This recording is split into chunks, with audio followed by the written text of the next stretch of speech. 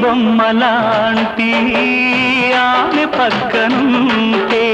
పగలే వెన్నెలనే కురిపిస్తా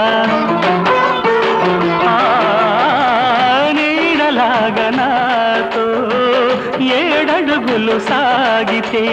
ఇలలో స్వర్గం నే సృష్టిస్తా రసరమ్యం ఆ రాగ విలాసం రసరమ్యం ఆ రాగ విలాసం వసివాడదు అది ఆ జన్మాంతం అందమైన నా ఊహల మేడకు ఆవిడమణి దీపం అంది అందని నాశలకు ఆమె ప్రతిరూపం ఆ తలపే నా ధ్యానం ఆ అభినవ దేవత నా ప్రాణ